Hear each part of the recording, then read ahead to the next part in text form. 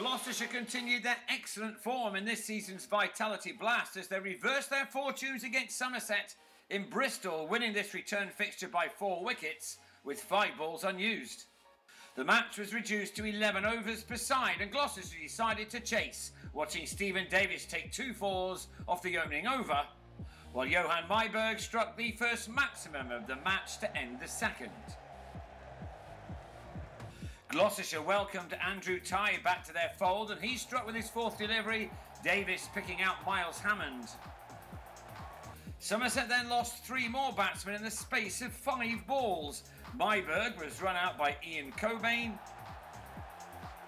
James Hildreth skied Tom Smith out to Michael Klinger.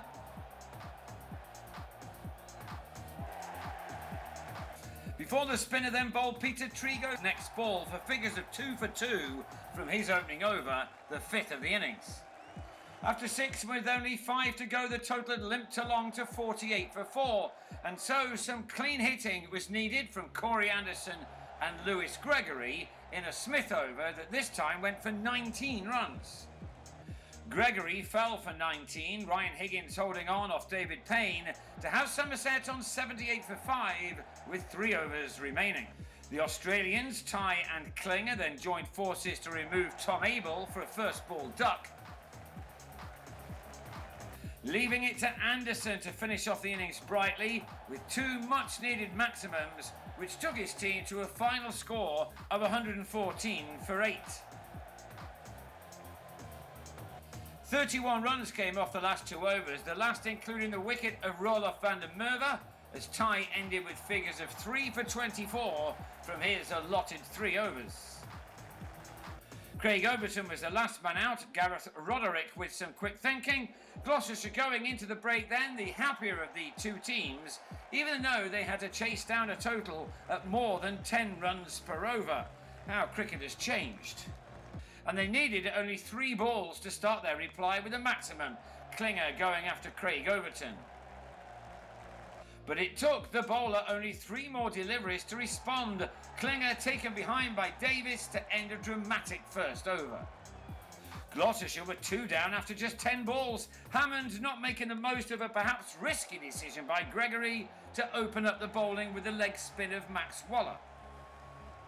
Kieran Nima-Barnett came in at 4 with the instruction to use his power, which he did off both Gregory and van der Merwe. Gloucestershire up to 50 for 2 after 5, just about up with the original rate.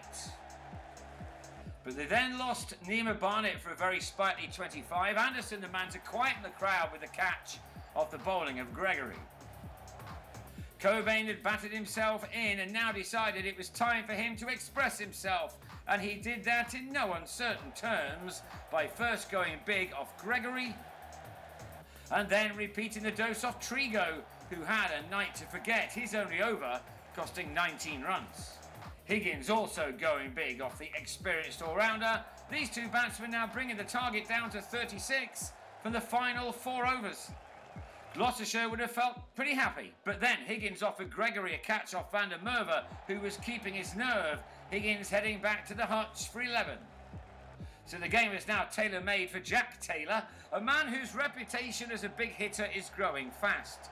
There is a fair amount of difference in height between Taylor and Jamie Overton, but it was the significantly smaller batsman who won their battle as he went huge twice in the same over.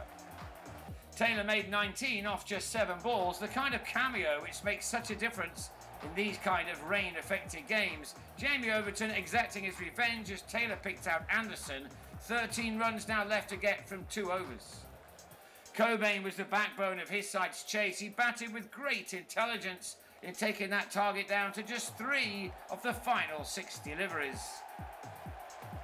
But he had to go into that last over without Roderick at the other end as he was held by Hildreth off Gregory.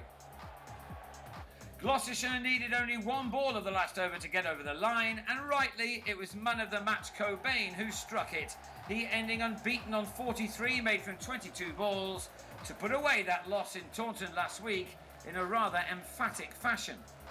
They won by 4 wickets with 5 balls to spare to make it 3 wins from 3 after that loss to Somerset last week. They've now lost their last 2.